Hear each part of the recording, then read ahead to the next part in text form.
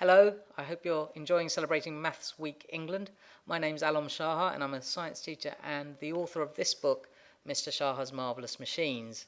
Now, I love maths as a science teacher because of the way it helps us to understand how the world works, including things like machines and toys.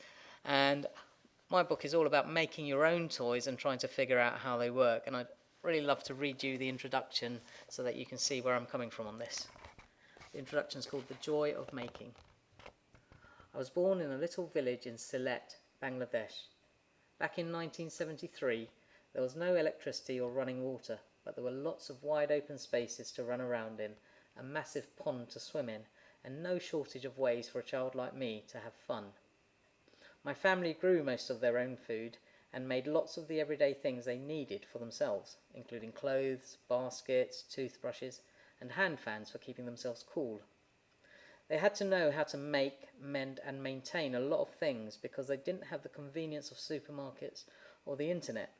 Of course, they had to buy some things like medicines and the cast iron water pump at the bottom of the hill, but they were experts at recycling and reusing things like glass bottles and plastic bags, which they couldn't make for themselves.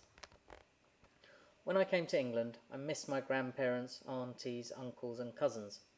But I also missed some of the delicious fruits that used to be abundant, like mangoes, jackfruits and boroi, a small berry that was deliciously sour when dried. My favourite fruit is the lychee, and once we came to England it was a real treat to have just 3 or 4 of these small, fragrant fruits once a year. I remember going back to Bangladesh as a 10-year-old and feeling like I'd won the lottery when someone handed me a whole bunch of lychees straight from the tree. There's another reason why I love lychees. They always remind me of an older cousin who showed me something amazing to do with them after eating the flesh. He took one of the seeds from the lychees we had just eaten, and then using a hammer and a nail, he carefully made a small, deep hole in the top of it. He then took a matchstick and pushed it into the hole so that it stuck firmly. Finally, he gripped the matchstick between his thumb and forefinger and gave it a quick flick, setting the seed whizzing around the table. He had made a spinning top and shown me my first homemade toy. A spinning top is a fun and interesting thing to play with, but what I found really special was the way my cousin had taken an everyday object that was destined for the bin and transformed it into something delightful. Over the years, I've come across many other examples of simple toys that can be made from things you might find lying around the house. The joy to be had from such toys isn't just from playing with them, but from making them. It's tremendously satisfying and empowering to make your own rubber band powered boat or balancing bird instead of buying it from a shop.